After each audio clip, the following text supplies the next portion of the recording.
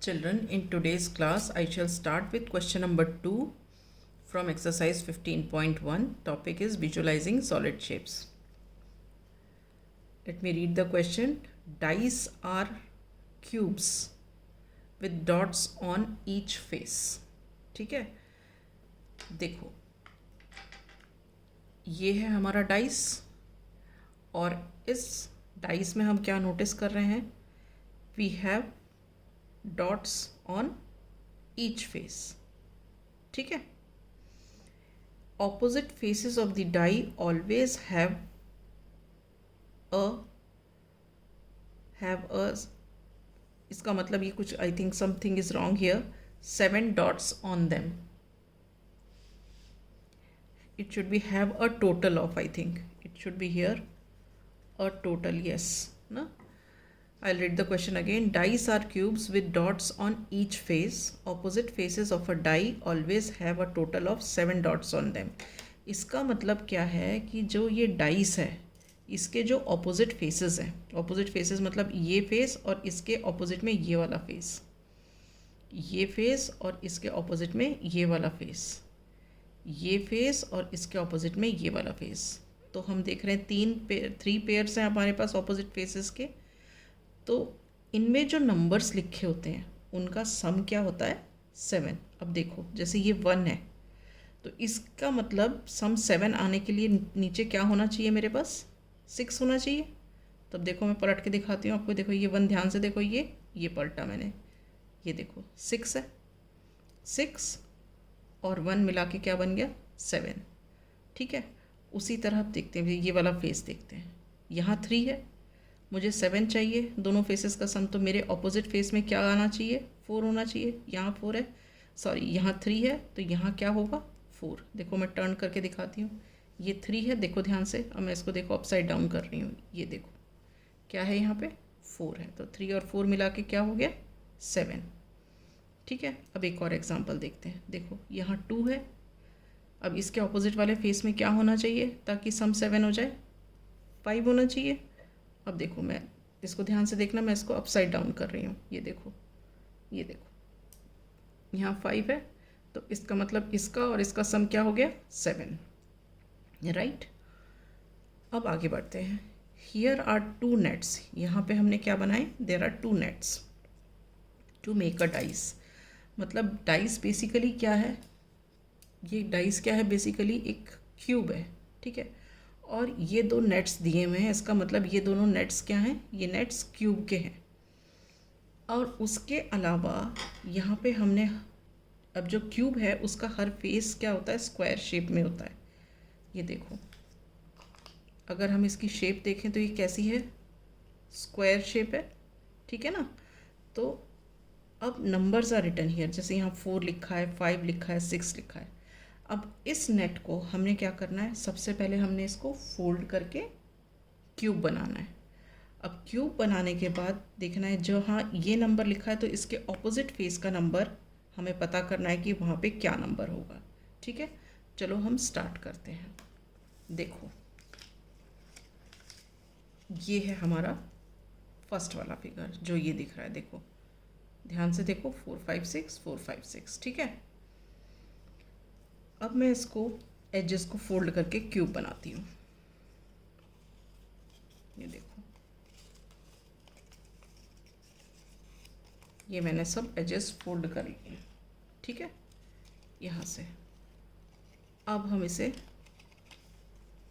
ये देखो ये मैंने फोल्ड किया, ये फोल्ड किया, ये देखो बन गया क्यूब.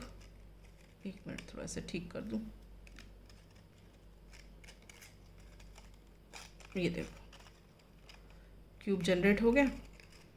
अब क्यूब तो हमने जनरेट कर लिया. देखो अब यहाँ 4 है, इधर 4 है, यहाँ 4 है. ठीक है, तो इसके ऑपोजिट फेस पे क्या होना चाहिए? 3 होना चाहिए, तभी 7 होगा.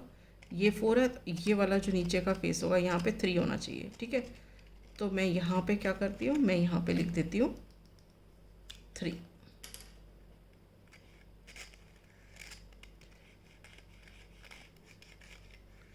बाद में डार्क कर लेंगे, अभी थोड़ा सा ऐसे ही बना लेते हैं. ठीक है, ये देखो मैंने 3 लिख दिया. अब देखो यहाँ पे क्या है, 6 है, तो इसके नीचे वाले फेस पे क्या होना चाहिए, 1 होना चाहिए, ठीक है ना। तो हम इसके यहाँ वाले फेस पे हम क्या लिख देते हैं, 1 लिख देते हैं।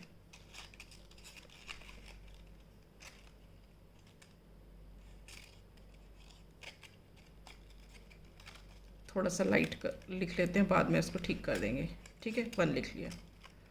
अब ये देखो ये 5 है, तो इसके ऑपोजिट फेस पे क्या होना चाहिए, 2 होना चाहिए, ठीक है ना। तो इसका ऑपोजिट क्या हुआ, ये नीचे वाला, तो हम यहाँ पे क्या लिख देते हैं, हम यहाँ पे लिख देते हैं 2, ठीक है। अब देखो इसको वापस हम ओपन करते हैं। ये देखो मैंने ओपन कर लिया। ये थोड़े उल्टे पुल्टे आपको लगे दिखेंगे अक्षर लिखे हुए, नंबर्स, क्योंकि फोल्ड का थोड़ा सा हिसाब किताब है। देखो तो यहाँ पे ये आया 2, ये आ गया 3, ये आ गया 1, ठीक है।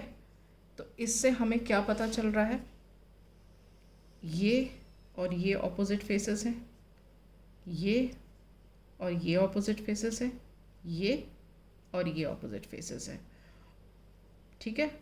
तो इससे हमने क्यूब बनाया, और क्यूब के अलावा ये एक डाइस भी बन गया, क्योंकि numbers on the opposite faces add up to 7, 5 + 2 7, 3 + 4 7, 1 + 6 7। Is this clear. देखो एक बार और फोल्ड करके दिखा देती हूँ। ये देखो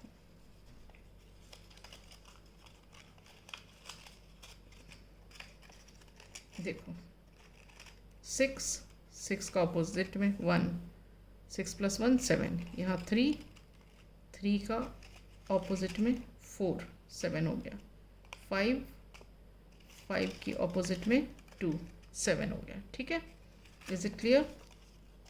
सो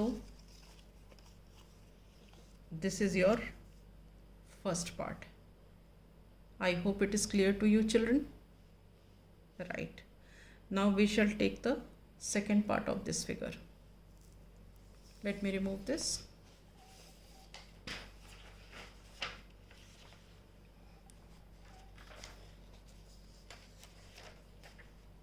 This is the second part of the figure. ठीक है। अब इस सेकेंड पार्ट में क्या दिया है, देखो ये कुछ ऐसे दिया हुआ है, यही सेम फिगर है 1 2 3 और ये ब्लैंक है, ठीक है। तो ये बोल रहे हैं कि ये this is the net of a cube और this, and we have to insert the number in these blank spaces such that it represents a dice. Now we take this net and start folding.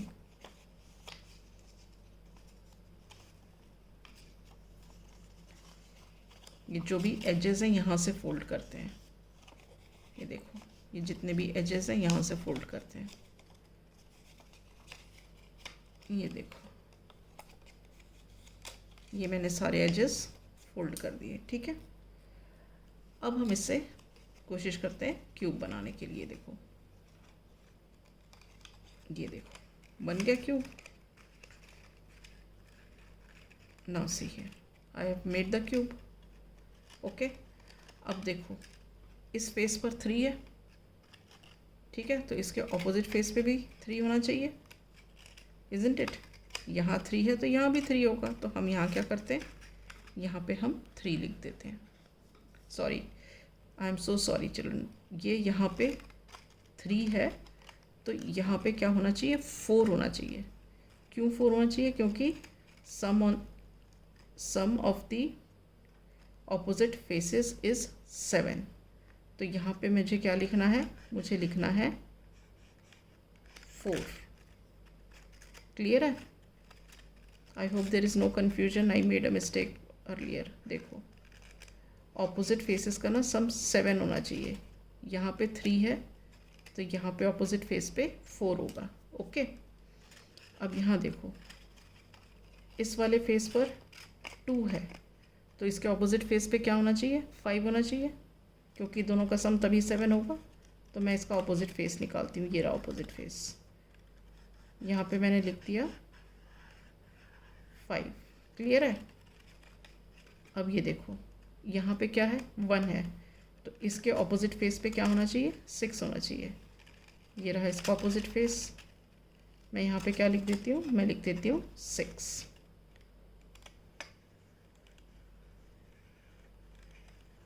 Clear हुआ? Right. अब हम इसको open करते हैं। ये देखो, ये मैंने ओपन कर दिया और इनको डार्कन कर दो। दिस इज 5, दिस इज 6, उल्टा दिख रहा है थोड़ा सा, and this is 4। Is this clear? तो इसका मतलब ऑपोजिट फेसेस कौन से हुए, ये और ये ऑपोजिट फेसेस हैं, बिकॉज 6 + 1 इज 7। ये और ये ऑपोजिट फेसेस हैं, बिकॉज 5 + 2 इज 7। ये और ये ऑपोजिट फेसेस हैं, because 4 and 3 is 7।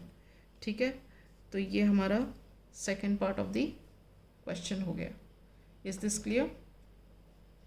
Now we come to the third question.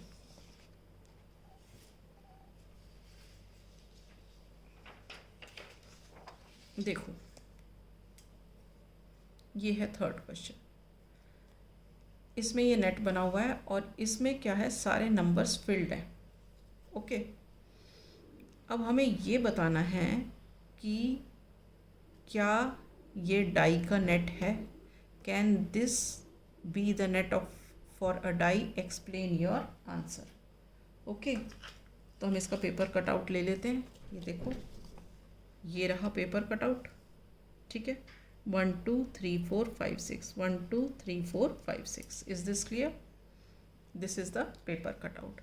अब हम क्या करेंगे, इसके सारे एजेस को फोल्ड कर देंगे। फोल्ड करके देखते हैं क्या होता है। देखो,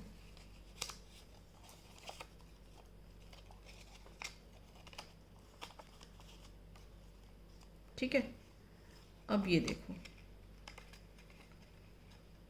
ये बन तो गया, क्यूब तो बन गया, इजंट इट? ये देखो, क्यूब तो तैयार हो गया। अब हमें ये बताना है कि ये डाइस का नेट है या नहीं है। अब डाई का नेट होने के लिए क्या होना चाहिए, sum of the opposite faces must be 7। ठीक है, sum of the numbers which are there on the opposite faces must be 7। अब आप ये देखो, ये 4 है, तो इसके ऑपोजिट में कौन सा फेस होगा, नीचे वाला। तो यहाँ पे क्या नंबर होना चाहिए, 3 होना चाहिए, तभी 4 + 3 7 होगा। देखते हैं क्या 3 है। देखो, ध्यान से देखना, मैं इसको अपसाइड डाउन कर रही हूँ, ध्यान दो। ये देखो, ऑपोजिट फेस निकाल रही हूँ। ये 4, इसका ऑपोजिट फेस ये है। देखो, यहाँ पे क्या है, 1 है। ठीक है, तो क्या है, हम क्या बोलेंगे, 1 pair of opposite faces have the number 1 and 4। यहाँ पे 1 pair of opposite faces have the numbers 1, 4। ठीक है, देखो यहाँ 4 है और यहाँ 1 है। ठीक है, अब देखो, यहाँ हम 3 पे आ गए, तो 3 के ऑपोजिट साइड में क्या होना चाहिए, 4 होना चाहिए, नीचे 4 होना चाहिए, तभी अब ये डाई होगा नेट। तो देखो, मैं इसको अपसाइड डाउन करती हूँ। ये देखो, क्या है, यहाँ पे 6 है, तो यहाँ पे लिखेंगे another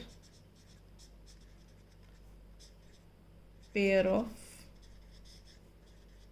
opposite faces have the numbers 6। 6 के ऑपोजिट में क्या है, 3, तो हम यहाँ लिखेंगे 6 and 3।